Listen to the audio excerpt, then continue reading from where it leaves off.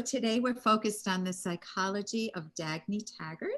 And we have Dr. Shoshana Milgram, and Dr. Andy Bernstein, and I'm Dr. Ellen Kenner.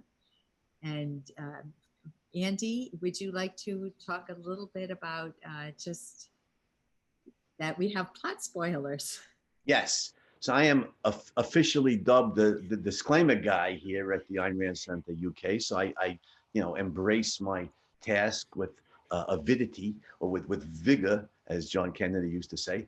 You could do the accent from John Kennedy a lot better than I can, Dr. Kenner. Oh, but yeah. You have a good accent too. Yeah, but it's not that New England accent that President Kennedy had. But be that as it may, Atlas Shrugged is, to all the viewers out here, if you haven't read Atlas Shrugged yet, in a way I envy you, because you have the chance for the unrepeatable intellectual, emotional experience of reading Atlas Shrugged for the first time. But it's a mystery story, and it's unavoidable to discuss this novel at any depth. It's not possible to escape discussing the main characters, who compose the mystery. So there's going to be a number of plot spoilers here. So I recommend you go read the book and then come back and watch this series. And I don't recommend it. I tell you, don't listen to this series unless you've read the book, because the book is too great a book to have right. spoiled. Right. So big plot spoiler alert here in a story with, I think, the greatest plot ever and a mystery. And you don't want that plot spoiled for you. So read the book first and then watch the series. So I'm going to start talking about Dagny. We're talking about her psychology. And we know that she's incredibly independent, that she's a beautiful woman in spirit and in body, but the spirit is what we take away from her. And I want to focus on her love of a statue, her childhood hero, and it's Nat Taggart. She looks at the statue of Nat Taggart as her only form of prayer that she knew. She's not religious. It was her experience of the exalted. His head was held high, as if he could face any challenge, and would feel a joy in meeting that challenge. All Dagny wanted out of life was to hold her head as he did, as Nat Taggart did, and Dagny held her head as later on Ayn Rand puts in, Dagny held her head as Nat Taggart's wife would have, with beauty, radiant innocence. So just that idea of Dagny's psychology and of having a role model. You've written a whole book. What's the title of your book, Andy? On heroes. I've written a few, but you're talking about... Oh, on heroes. We're on heroes. Hold on a second, because I just happened to have a copy, right here. Okay. Hold it better. It's not showing up well. Oh, perfect. How's that? Yes, Heroes, Legends, and Champions. Yeah, why heroism? So talk about, maybe we'll start with Shoshana this time, because I know Andy has a lot to say on heroes. Shoshana, just to talk about the role of heroes in Dagny's life and the role of art, both the statue and Haley's music. I thought we would start with that a bit. Okay, well, I think it's true that Nat Taggart is a personal hero for her, and not because he's a relative. And I think it's also interesting that is the case, from her childhood. And when she and Eddie used to look up to Stadler as a great man, they like looking for great people. And I think that, especially with Dagny, that's a characteristic of her, especially as she's growing up, because once she's a grown up, she doesn't have to look up to people who've already achieved things, but can look at her own achievement and be a heroine of her own life. Right. Oh, so I think I think that's, yes. I think that's true. And of course, and it has to, and being a hero has to do with actual achievements, with prowess, and with the qualities of character and of mind that make these possible. Now, the great thing about Nat Taggart is that she knows enough about him to see what made his achievement possible. And he's in her branch. This is the sort of thing that she wants to do. And also that everything about him is coherent. Right. That's an aspect. And of Right. course, it's an aspect of Ayn Rand's heroes is that, and she talks about this, Ayn Rand does, that her heroes aren't part-time heroes who, are heroes 5 days a week and then something else 2 days a week. So They go to the bar yeah, on the weekends. yeah. So I think that part of the nature of Nat Taggart for her is that all the parts of his story to her fit, including the legend and including maybe some things that wouldn't fit our own age. Right, the courage. Yeah. And Auntie, you're the hero guy. Oh, no. Well, that's a big graduation. That's a big step up from the disclaimer guy. So thank you. thank you, Dr. Kenner. But yeah, I've been a hero worshiper since the time I was a little kid. I don't want to bore the viewers here with any of the details. It's, growing up in my family, Dr. Kenner, there's stuff that is for psychologists, to work with a psychologist about. But I weaned myself on the side of heroes. And they showed me, and I think a lot of people, this is what human life could be like. It doesn't have to be insanity. There can be rational values, and people can achieve them and be happy. Love what they do what they love. And so, being a hero worshiper had enormous cash value for me, if I, can quote William James. So what about for Dagny with Nat Taggart? Right. And so for anybody, I think, including Dagny, especially when you're growing up, but also as an adult, having heroes that you could look up to, being a hero worshiper is healthy. It's denigrated in our culture, but being a hero worshiper, if you pick the right heroes, rational achievers, that's your heroes are not, Osama bin Laden or Adolf Hitler or Joseph Stalin, mass murderers. Mother Teresa. Yeah, there you go, Mother Teresa. But they're rational achievers like Nat Taggart, and we should say something about Nat Taggart. He's long gone by the time the story comes. But if we know the history of American capitalism, you could see Ayn Rand's commentary on some of the quote unquote robber barons, and how unjust that appellation was, coming whether from Matthew Josephson or whomever. But the great railroad builders in American history, James J. Hill is one who built the Great Northern, and Edward H. Harriman, the other, who took over the bankrupt Northern Pacific and made it into a magnificent line to compete with Hill. And these guys overcame all the obstacles they overcame to build those railroads. I mean, if anybody who's hero worship, you can read the biographies of Hill or Harriman. It's extraordinary. This is who Nat Taggart was. Dagny picked the right guy to hero worship, just like Shoshana, you said. It's not because it's a relative. This guy could be James J. Hill or Edward H. Harriman. This could be a completely different family. This is the guy. This is the guy who built the railroad, and that's who Dagny is. And I think she even says that she almost wished that he weren't her relative, because what she feels for him is what she feels for a chosen value, not for the person who happens to be a relative. And I think there are different kinds of relatives, but he's someone she would have chosen and has, in a sense, in her heart, chosen, heart and soul and mind. She carries him within her. Because when she faces adversity, when she loses the John Galt line or goes through other problems, so when she walks back through the concourse and sees his statue, she feels like she's got company. And all the other people in the concourse are just like, they're faded, they're vague, it's Dagny and Nat in that concourse. And that's the same with us. We can hold on to our heroes and we carry them internally.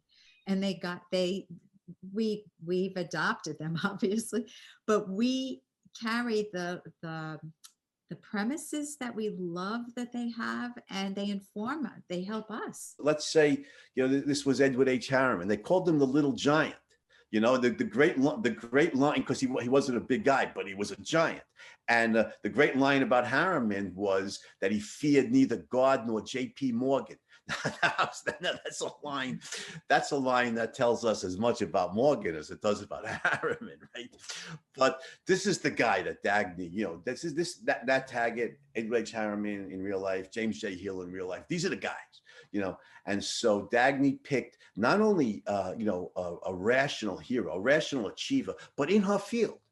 She could have hero worshipped, Frank Lloyd Wright or, Ayn Rand or, Isaac Newton or Aristotle, or there's a lot of heroes, but she picked the guy in her field, and so it makes sense. Dagny's that girl, she's the girl or the woman who builds the railroad. She builds the John Galt line, and, it's worthy of her hero, and who you could see at some point in the future, another railroad builder, a young railroad builder, man or woman, doesn't matter, looking at the statue of Dagny Taggart in the same way, because she's the guy. She's the that's interesting. Yeah. So Yeah. Shoshana, well, when you talk about imagining a statue of Dagny, that reminded me of the scene in the book in which John Galt describes what she looked like when he saw her, and how he thought, she's like a modern goddess, and if he could think of a statue representing the modern spirit, both larger than life and of our modern time. Yeah, she's down in the train terminal. I mean, in the the tunnels, not the tunnels, but working. She's working, but she's working. She's in an evening gown the first time. Right, and so she's stylized beauty, but in a proper setting, not separated from life, but in the life of work. And that's what her statue would be.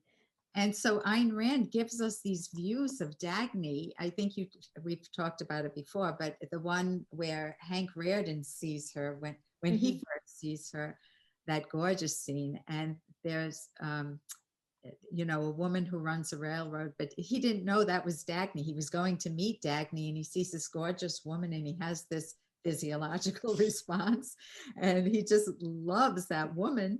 And then he hears that is Dagny, that she has a mind too, not just a mind and a body. And then also Hank said that if an artist could draw you now, there's one scene in the book. That's not at the railroad. That's no, I know, but Hank said, if an artist drew you now, this was a romantic scene. Yes. Do you want to talk about it, Shoshana? No, I was just noticing that part of the way the book is set up is that she is the same person, whether she is in, naked with him and, at work. Right. But you see, it's in common. Francisco sets it up too, because what do you like about me? She asks, and he says Taggart Transcontinental, and she says, but that's not mine. He says, but what I like is that it's going to be. And so it's as if he sees the image ahead of Dagny and her railroad and her work and what she is as a heroine of her work. He sees all of that together. Well, and I think with the sexy scene where she's beautiful and was it in bed, and Hank says, if some artist were to draw you now, men would long, I don't have the exact quote, I'm paraphrasing it, but men would look at it and love it and long for it, but I want it real. I don't want to, and then go and lead their life. They would just go on and forget about it. I wouldn't want that to happen. I want it real. I want it in my life. And that's what Andy was talking about earlier with that passionate valuing in an earlier segment, how Dagny really projects that passionate valuing, and Ayn Rand does throughout the book. But the use of having the need for all of us to have heroes and heroines in our life is so important, because it gives you so much. It gives you, it inspires you. It gives you company. The man who made the motor, he does exist. This is even before she knows him, but that's a hero for her. Somebody made that motor, whether it's a statue or a real life person. Ayn Rand really dramatizes the importance of having people you admire and love in your life, real or in your mind, because Nat Taggart's not around anymore, but he's around here. Right. And John Galt isn't around for her. It's just the man who made the motor, right? Hmm. Love at first sight is a Yeah. fascinating phenomenon in Ayn Rand's novels.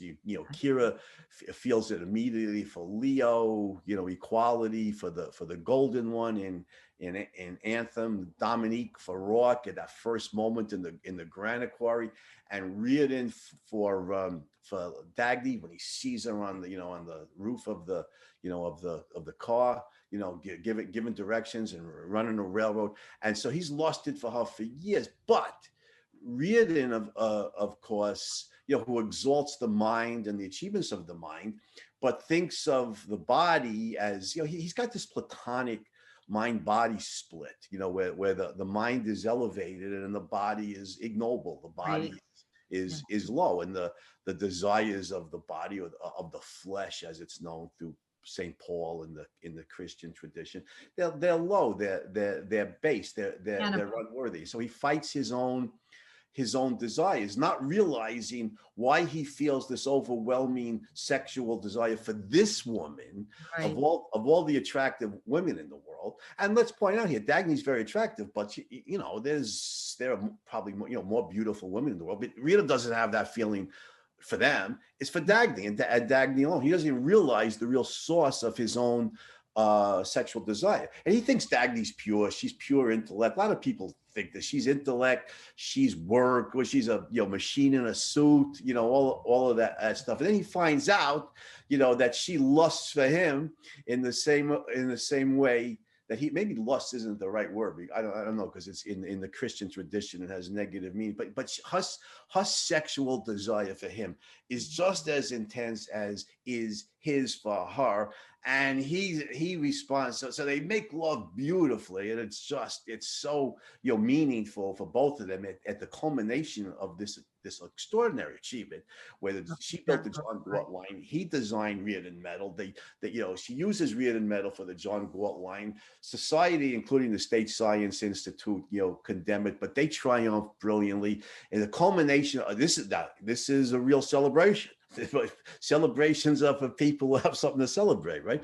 They have something to celebrate, and they celebrate. They make love beautifully, and then Reardon says to her, I used to have respect for you. Now I have nothing but contempt. I found out, I found out your desires are as low and as base as you're just an animal, and everything he says to. And Dagny, of course, is stunned by this, but she can't take it seriously because she knows how mistaken it is.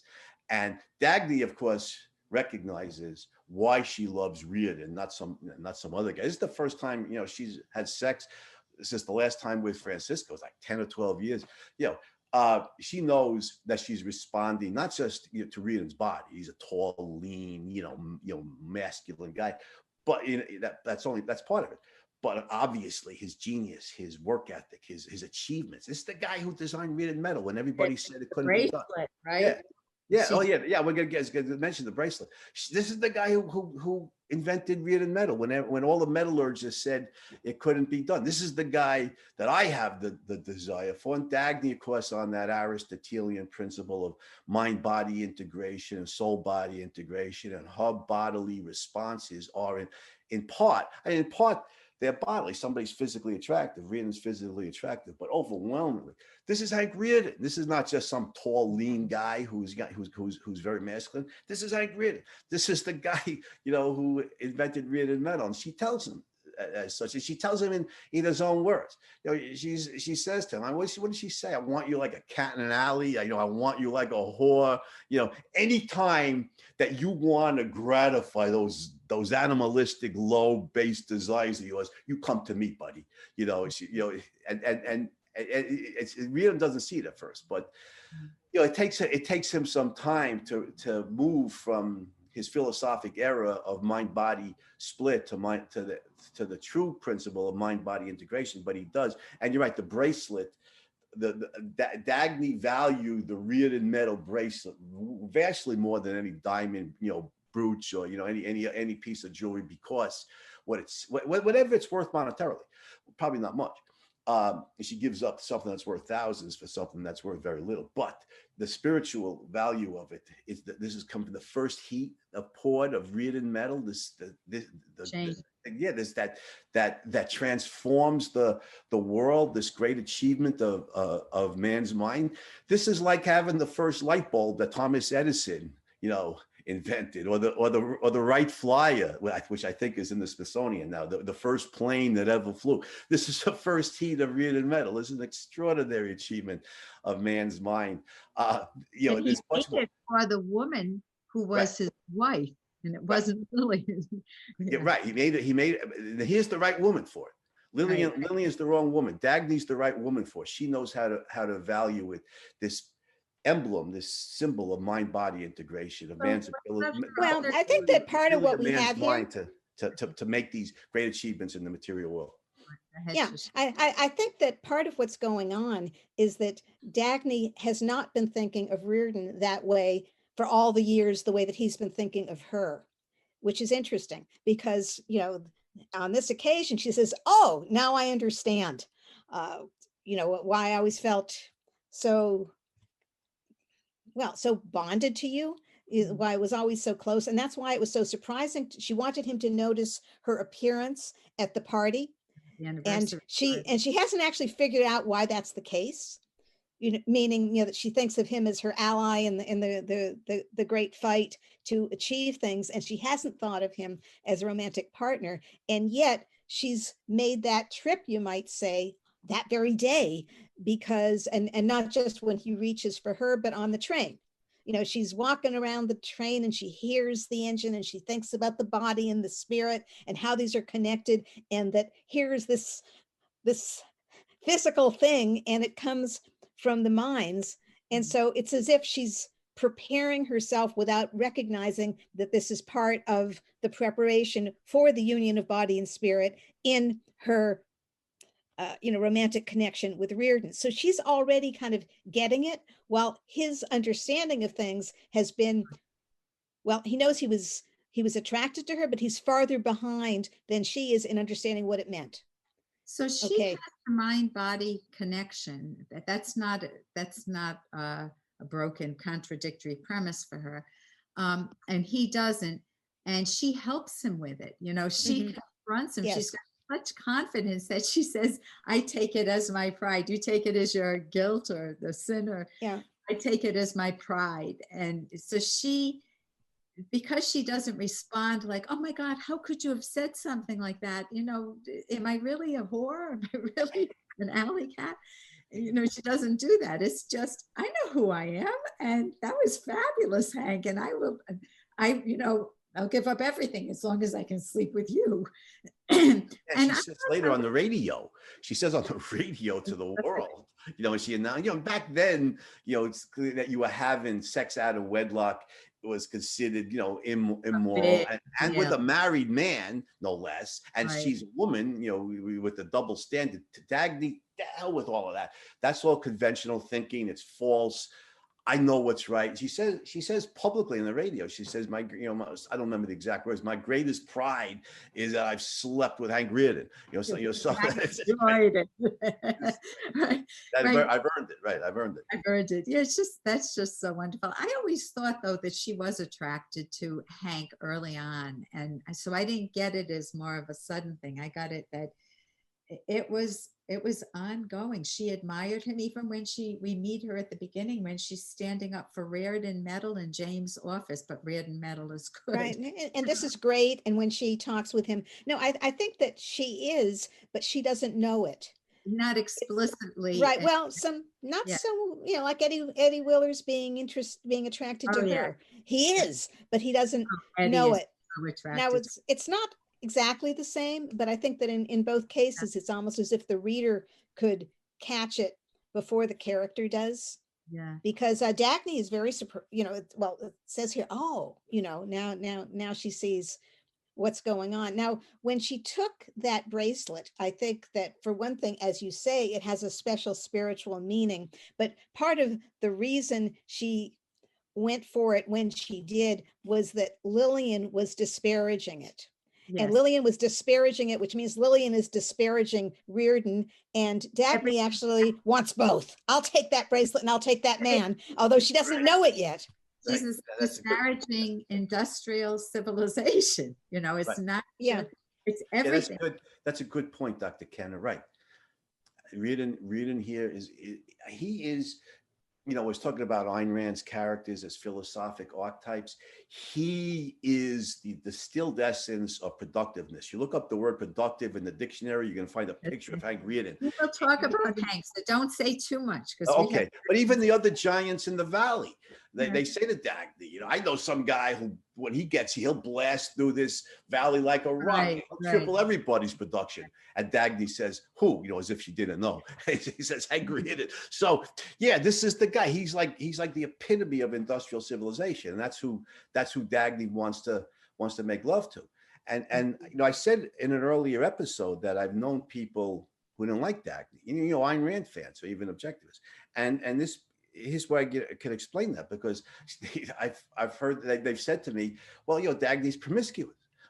I said, what? I mean, it's like after I picked my jaw up off the floor, I responded, aside from the fact that she has 3 lovers in her entire life because she marries John Galt, she's not going to be unfaithful, especially not since she's married the guy who's the giant holding up the rails beyond the horizon. But aside from that, look at the 3 guys.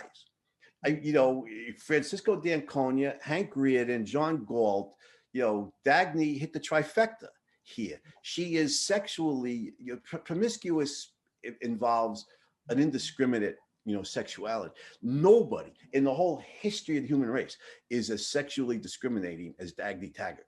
I mean, she has slept with 3 moral giants in giants in terms of their ability and above all in terms of their character. And so, when somebody asked me in a Q&A once if you could be any one of Ayn Rand's characters, who would you choose? I said Dagny Taggart, because she gets to sleep with Francisco d'Anconia, Hank Reardon, and John Galt. Dagny Taggart is as sexually discriminating as any human being. That's a very, very good point. So a question, I think we could turn to her relationship in Atlantis. It's a nice place to go. And as long as it doesn't sink. Her attraction to John Galt and how that plays out when she's cooking for him, when she wants to be his maid and his cook, and just the sexual tension there. And Shoshana, you want to talk a little bit about the wonderful scenes in the valley? I never want to leave the valley. Well, neither does Dagny, but she does. I think that it really is captured in a number of ways. And one of them is, of course, when they first look at each other. And he is looking at her as, well, we're told what she sees when she looks at him looking at her. The whole thing. And it's a longer description of what he looks like looking at her than we have from her point of view of the other figures. So that's part of it. It's as if his eyes were his best loved tool, and he's the man who sees, Right. And what are the first 2 words they say to each, the first 2 sentences they exchange? Right. We never had to take any of it seriously. No, we never had to, which is a way of saying everything up until now was before this. Okay. Right, but there's a romantic attraction in that moment.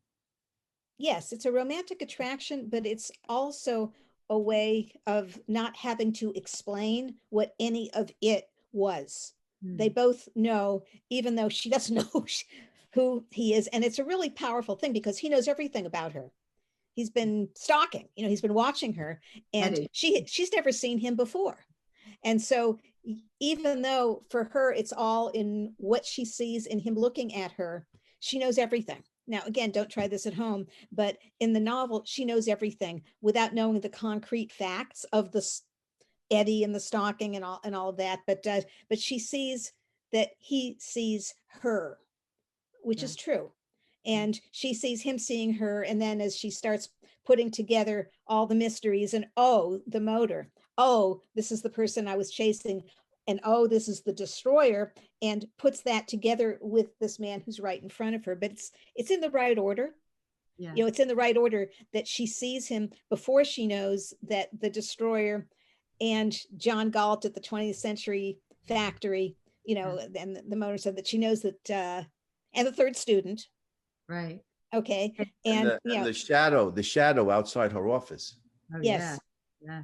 Yeah. And, you know, And she that's doesn't know that yet, but she right. she looks at him and she knows everything But that then counts. go ahead, Ian. Here's where Ayn Rand again does a magnificent job in developing the you know the plot here, you know, and the romantic relationship. Because like Shoshana said, one, you know, Dagny's pursuing the inventor of the motor to Yeah. you know to glorify him, Yeah. and she's pursuing the destroyer in order to kill him. She's vowed to shoot him on sight, you know, and you know little. Obviously, she doesn't know that these two guys and you know the man, the giant beyond the horizon who's holding up the rails. She's been seeking him her entire life, and here he is, all embodied, all three of these embodied in the one guy. And you talk about the sexual, you know, tension in the valley. And she, you know, she's reflecting on, you know, some, I don't remember the exact wording, but she said something like, I'd vowed to shoot him on sight. She said, I would have, but not before, you know, the ellipsis, but not before, you know, not before we make love in the most intense way. It's just brilliant the way Ayn Rand brings all these threads together. She integrates all these different threads of what Dagny's pursuing, one, you know, in a very positive way, and the other, you know, in a very negative way. She's going to kill this guy, and it's all integrated in the person, in the character of John Galt. Pretty. And in where she is, as you say, Atlantis is a nice place to go. And she looks around and she says, oh, you know, this is the world as she expected to see it when she was 16. And that brings us back to her earlier memories and her saying, no, you know, in New York, this is not the way she expected the world to be. This is the Taggart terminal.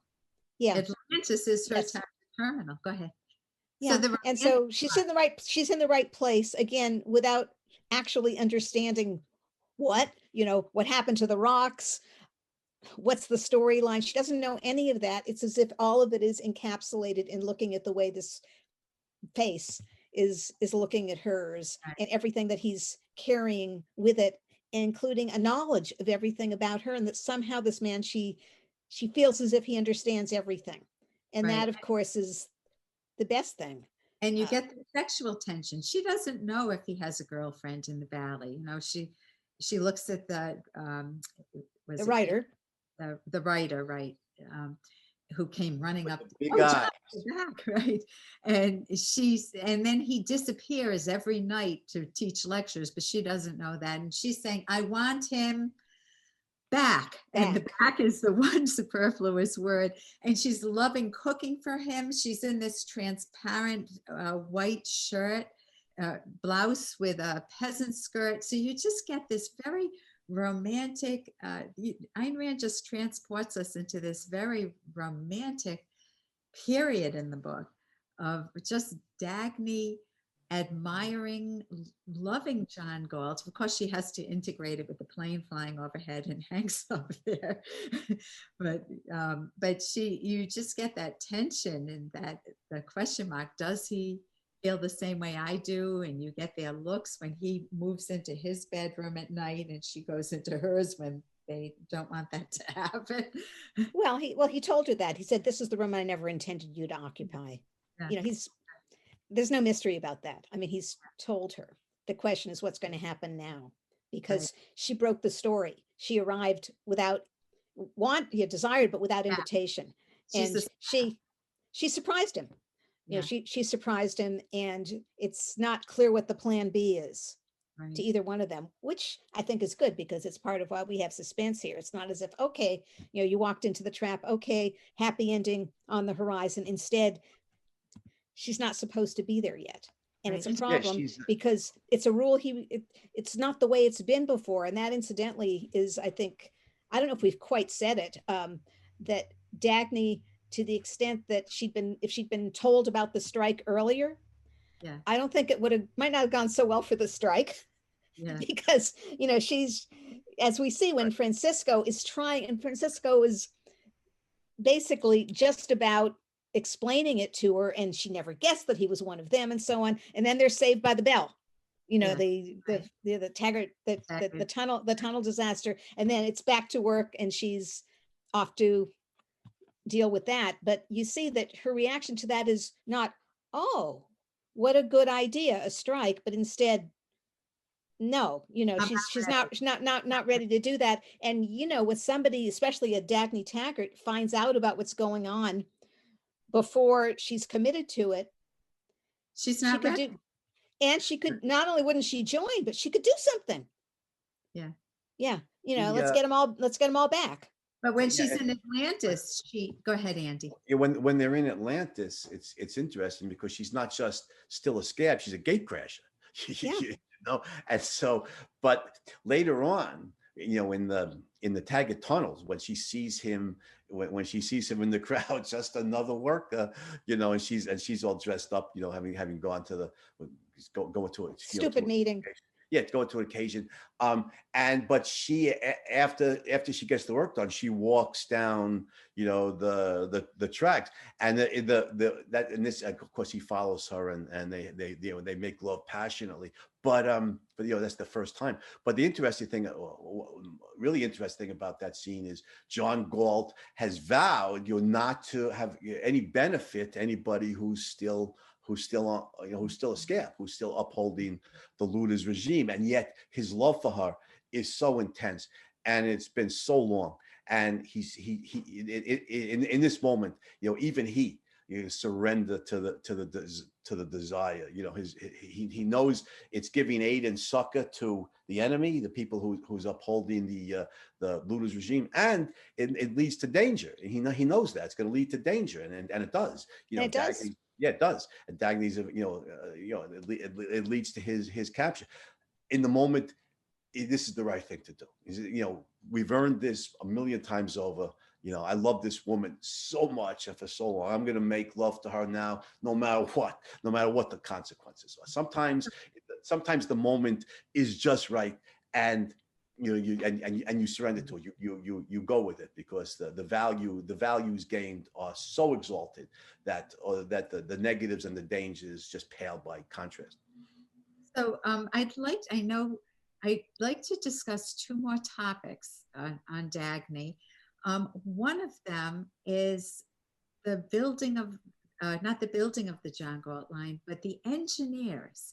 When they try to pick an engineer for the John Galt line, and what happens there, that just that wonderful sense, and what the John Galt line represents.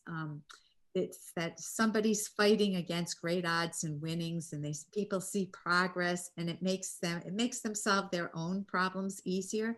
So that's one topic. And then the other one I'd like to get to before we end is the tramp, Jeff Allen. So okay. Shoshana, you want to? Okay, sure. Well, what you pointed out, which I think fits in with what we were saying before about heroes, is that she functions not just as a character who is an action plot person, but she also is a hero even to people who don't have direct contact with her. Now, that shows up in a number of ways. One of the ways it shows up is, of course, the people connected with the railroad. And in the opening scene, that's who really runs Taggart Transcontinental. You know, and it's mentioned a number of times. She is the railroad, and the people who know how the railroad works, they know that. Then, of course, there's the fact that all the engineers who could possibly make it wanted to volunteer. And of course, it's a very exciting and dramatic scene, much better than in our own time when I guess we'd be doing it with cell phone and Skype and email and so on. But you know, they all show up, which means I'm voting with my feet. I'm ready to do this. And then you've got the people, the honor guard of people watching as the train goes forward, and they're looking at it. And we're even told in this sort of a funny scene, it's narrated that the newspapers are trying to keep the John Galt line building out of the newspapers, but people see little hints of it, and it makes them feel bright. And I think that's kind of interesting because Ayn Rand sort of says it's not being covered, and yet there's something, and people grab onto it as if they want to know about this line. Yeah, I love what you're saying. Dagny is a heroine. Right. And there's one more thing. Like Matt Taggart, the hero worshiper. Right. And the one more thing is that she actually becomes sort of a cultural figure in that people know about her. And poor Cheryl Taggart reads about the John Galt line. And because the papers have been misrepresenting what went on there, she thinks that James Taggart is Dagny. And Yeah. that's the hero she worships. He's the stand-in. So Right. I think So she it's says, I'm the woman in this family. And yeah, yeah. and Dagny says, okay, I'm the man. Yeah, so she doesn't know that Dagny is what she's been reading about, but I think the impression that we have is that anyone who's close enough to the situation knows that that's Dagny. And Right. even with the engineers, what you were asking about, they say to hell with James Taggart, but everybody knew whom they were really cheering. Yeah, I You know love that And that. that's there's, yeah, and there's the going back to the point raised earlier, about Dagny, that Ayn Rand is showing that if the mind is man's primary tool of survival, that a woman can do, run heavy industry as effectively as a man. And she's showing us the great respect that the men who work on the line, the engineers and the track hands and the guys who actually, the blue collar workers, the guys who do the manual labor of building the track or physically maintaining the track, they have tremendous respect for Dagny Taggart. They know she's the one who runs the railroad. And there's other people who may have prejudicial beliefs that women shouldn't run a railroad, whatever. But the guys who do the work respect anybody who does their work effectively, and they respect Dagny because they know she's a brilliant, manager who runs the railroad just exceptionally well. And Ayn Rand showing us something. It's just like Mike Donegan in The Fountainhead, who admires Henry Cameron, who admires Howard Roark, that the blue collar guys, the guys who actually do the work, they tend to be rational. They have to be to get the work done. They may or may not be, geniuses, but they're rational in their cognitive methodology. They respect productiveness. They respect effective work. It doesn't matter. Gender's irrelevant. And race is irrelevant, gender's irrelevant, all of that stuff is irrelevant. They're respectful towards the people who are productive, and they all love Dagny Taggart, as well they should. I think it's Lillian, she's the female Jim Taggart. I mean, she's just those two, they're just despicable. yeah. So Well, Even you bringing her into Dagny's segment, which we've already done, is like, oh, get her out, get her yeah, out. no, I know, but just quickly, she just doesn't get it. The mind-body, integration. She's just platonic type, and she waffles from thinking that Dagny is asexual, just a machine in a suit. Doesn't she say at one point that she's probably been laid? Dagny's probably been laid by every track hand on the railroad. So she just can't get the soul body integrations. She's either all mind. She doesn't think body. that. She doesn't think that. She just says that to hurt Hank. She's Okay, I'm just saying she just says that to her. She's trying to hurt him because she knows that would bother him. Now I think on the positive side, to get away from Lillian, we need also to think about that great day of the first run of the line when the questions became positive. Okay. And, when the reporter says, I know what I wanted to be, someone who reports news, so it's as if it brightens the whole world. Yeah.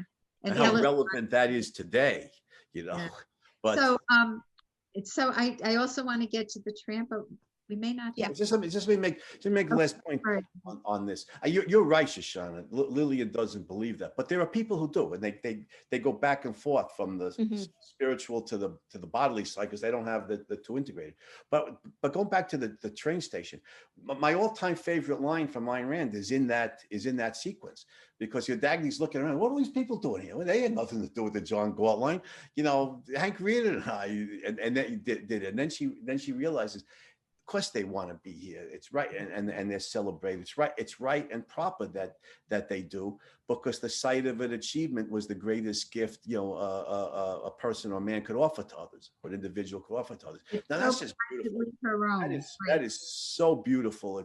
It's because not just does the Reardon Medal and the John Galt line practically improve the lives of millions of people, but in addition to that, the inspirational value for us to see somebody overcome obstacles, to reach great achievements, the life and works of a hero, the inspirational value it gives to us to face the obstacles in our own life to reach our own values. And Dagny realizes that it's right and proper that all these people should be here for that reason. It's a beautiful Well, scene. yeah, I think that fits in with that part of Dagny's story being like the Fountainhead, because in the Fountainhead also, you've got those people in the courtroom and looking at him and for one instant thinking, am I tied? What is the truth that I say within my own mind that I haven't dared to speak? And what would it be like to say that? And there's a kind of brotherhood there. And even just people all over the country who discover his buildings and want one of them. Or the man who says, looking at the Aquitania, I had a son once who was born dead. And Rourke acknowledges that. So I think that part of Dagny's story of the rise that's the part that's like the Fountainhead. And then there's the rest of the book, where other things are happening to Dagny. And I think we've got less of the sense of other people being brought down by that and thinking, oh no, what happened to Dagny here? And is there any hope? The closest, I guess, would be that Cheryl is concerned. Yeah. Right. And we're going to have to talk about Cheryl later, but Cheryl looks at Dagny and she thinks Dagny lost too. They've got power against Dagny. They've got power against me. I can't win. The bad guys are in charge. But I think within the novel, this part that we're describing of, the emotional fuel that comes from thinking about the John Galt line and Dagny comes from that part of the novel. And I think I think it's good for readers that part comes, but we also can't forget that there's a part of Dagny's story that comes later. Yeah. Okay. And I want to just end, I know we probably have 2 or 3 minutes. We don't have a lot of time. So just to say her incredible justice and benevolence with the tramp that is about to be thrown to his death off the train. He what do you call it? I forget the word when you get on a train and you're not supposed to. Dagny did that as a kid. He's a hobo, Ellen. He's a hobo, right? But when you take a free ride, not a stowaway, there's another word. And Dagny did that with hitchhiking. Yeah, hitchhiking. Without permission. But she brings in this man. She feeds him food, and then she gives him the best gift of all. He eats a little bit of food, and then she lets him talk and tell his story to the first rational mind he's met in years. And then, of course, we get the whole story of the 20th Century Motor Company. But what I love about that is the connection of a rational mind. When you meet somebody who listens to you and really gets you, the gift that she gave to herself and to him, I mean, she gets a lot of content information too. And the fact that it shows her justice and benevolence. And of course, what does she do? She then puts him in charge of the frozen train. Yeah, it is a wonderful scene. And also, of course, it really pays off that she talks to him. She gets some answers. But I think it makes a nice contrast with the way things go with Stadler, because Stadler so much wants her sanction. He loves talking to her. He also wants an intelligent mind, and he wants her respect. And she holds back because even when he says how wonderful to see an achievement that isn't mine, and I've been wanting that all my life, and so on, and she recognizes that, she feels something, but she also knows that she's got to hold back because this is Stadler. This is the guy who made trouble for Reardon Metal and did not take responsibility. He's a bad guy, and as Reardon tells her, So I think to me, though, those two are an interesting, we're going to talk about Stadler later, but it's an interesting contrast because her justice applies in relation to Stadler. And that she's measured, but I think in the sense of what she can give. People looked at her when she was young as just a cold person. Yes. Her face was too hard and her eyes were too seeing. I mean, she observes.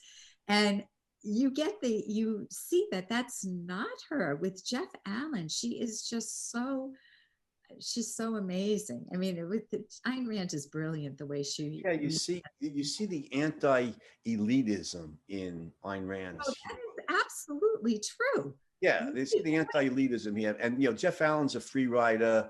he's a hobo, but he's a human being. And Dagny, you know, treats him with And respect. he used to have a job. Yeah. And she, and in this economy, he would have a job if things hadn't come down. yeah, in this economy, many worthy people, you know, productive people are out of work. And she responds to him very rationally. And, you know, and it shows the brotherhood of man. It doesn't matter. She's a railroad executive. He's a free rider and a hobo.